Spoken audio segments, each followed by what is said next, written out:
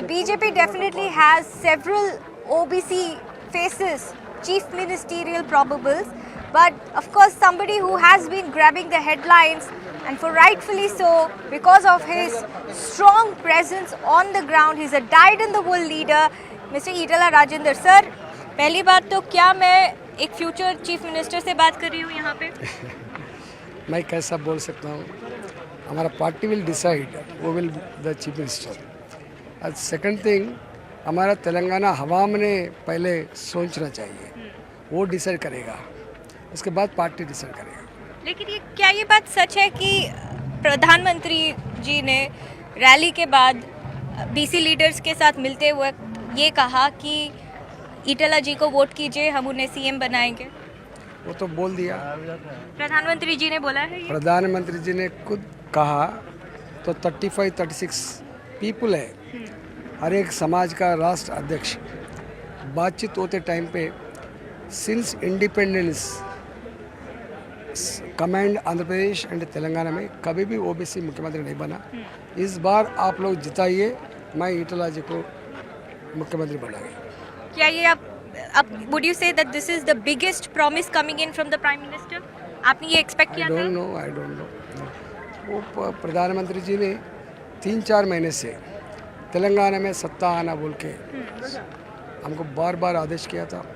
Second thing, उसका planning भी किया था। थर्ड थिंग, बहुत बार आके कहा चुका है। फोर्थ थिंग, ओबीसी का मुख्यमंत्री बनाएंगे बोल के अमित शाह जी पहले बोला था, हमारा प्रधानमंत्री जी ने कल बोला इनको बना तुम बोल के बोला, ऐसा हाथ बता के। सर, हुजूराबाद में आप ऑलरेडी काफ़ी टाइम एमएलए बन चुके हैं, लोगों का सपोर्ट है, सबसे स्ट्रॉन्ग लीडर है आप यहाँ पे। क्या लग रहा है on mood on the ground? मैं स्ट्रांग नहीं हूँ, हमारा प्रजा बहुत स्ट्रांग है। हुजूराबाद पीपल बहुत स्ट्रांग है, विल पावर है, कमिटमेंट है, इसलिए मैं जीत के आ रहा हूँ। ये जीत मेरा नहीं होता, ये जीत हुजूराबाद का हवाम का होता। चलते हुए बात करेंगे सर, लेकिन सबसे बड़ा हेडलाइन ये है कि आप केसीआर जी को डायरेक्ट टक्कर दे रहे हैं गजवेल, और वहाँ रेवंत रेड्डी डायरेक्ट टक्कर दे रहे हैं केसीआर जी को कामारेड्डी। एक तरीके से देखेंगे तो दोनों का ही एक पर्सनल ग्रज है against KCR. Should we read it in that way? Personal grudge नहीं है, डेमोक्रेटिक प्रोसेस को ख़त्म कर चुका है मैं। एक नया सिस्टम को तेलंगाना को दिया है। तो करप्शन के बारे में, जो करप्शन करना, पैसा कमाना, इलेक्शन में पैसा खर्च करना, जो धर्म को ख़त्म करना, वो प्रैक्टिस है। सभी सिस्टम को ख़त्म कर चुका है। इसीलिए डेमोक्रेसी को बचाना बोले तो, तेलंगाना को बचाना बोले तो इनको हराना जरूरी है, इसलिए मैं खड़ा रहा हूँ। और आप रेवंत रेड्डी को कामारेड्डी में डायरेक्टली वो सीएम को चुनौती दे रहे हैं, शायद से वो भी कांग्रेस के सीएम प्रोबेबल फेस है। किस तरीके से देखते हैं आप?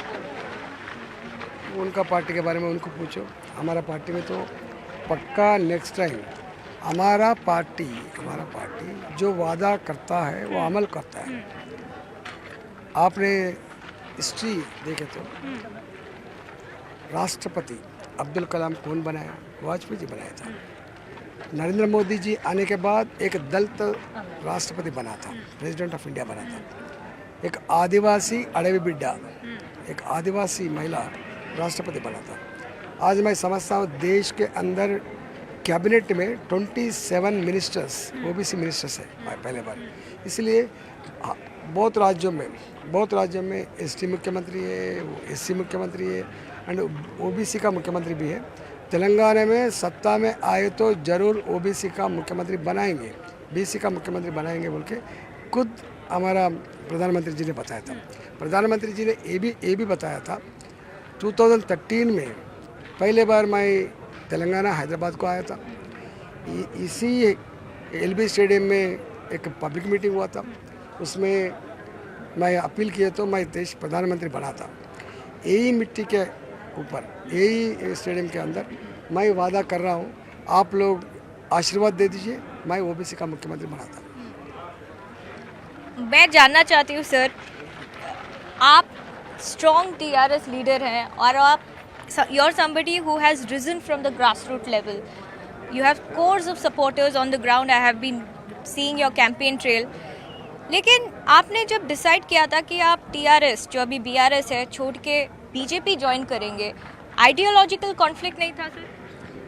तो पावर पॉलिटिक्स में पॉलिटिक्स का आइडियोलॉजी एक ही रहता है।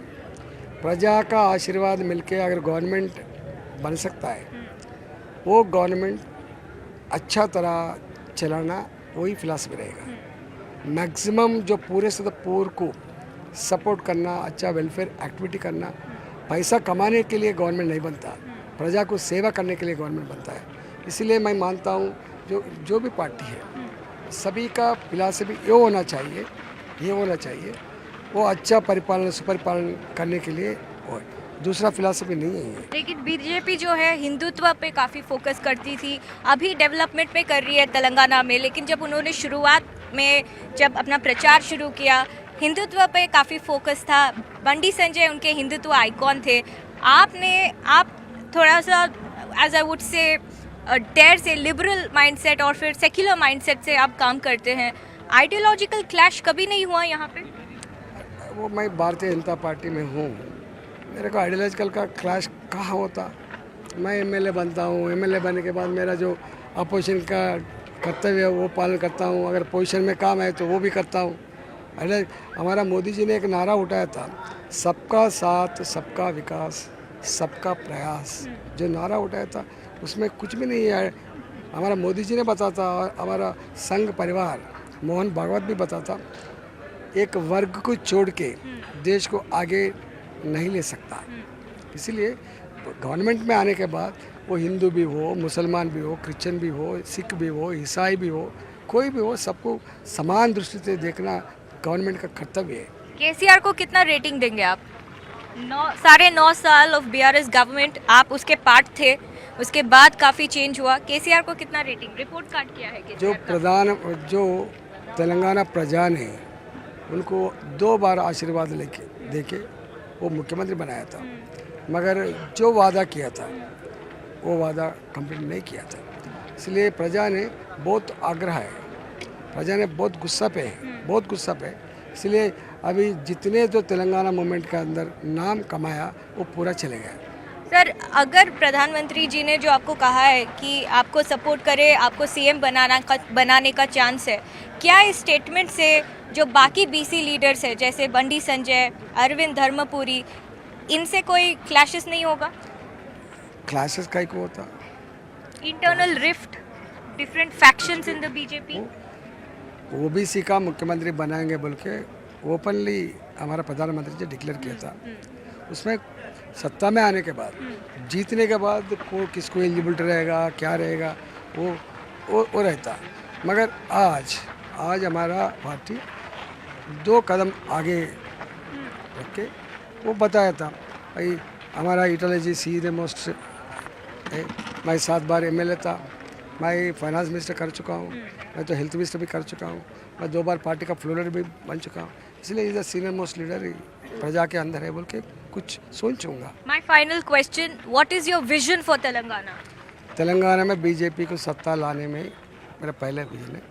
तेलंगाना में हमारा सत्ता में आने के बाद जो अनएम्प्लॉयमेंट समस्या है, बहुत सीरियस गंभीर समस्या है, उसको कैसा हल करना मैं देखना है। नंबर 2, जो गरीब लोगों का जो अंतर बढ़ रहा है उसको कम करना हमारा है।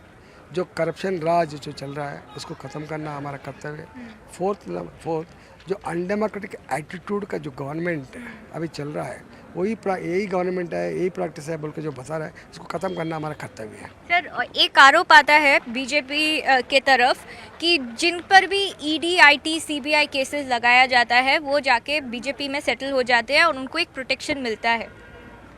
आपके अगेंस्ट एलिगेशन ये है कि जब केसीआर ने आपके अगेंस्ट केस डाला था ओवर डिफरेंट केसेस, आपने कन्वीनियंटली बीजेपी ज्वाइन किया to protect yourself and your family. अगर ऐसा हुआ तो फिर हमारे साथ आवाम नहीं रहना चाहिए ना। Why they are along with me. हमारा वजीराबाद प्रजा मेरे से कई को रह रहा, वो गलत है। वो गलत बोले तो इतना गलत नहीं, वो वही चोर लोग हैं, हमको चोर बोल के बता रहे हैं। Are you confident of defeating KCR in Gajwel? 100% Gajwel में जीतने का पक्का है। वो ऑलरेडी डिसाइड कर चुका है।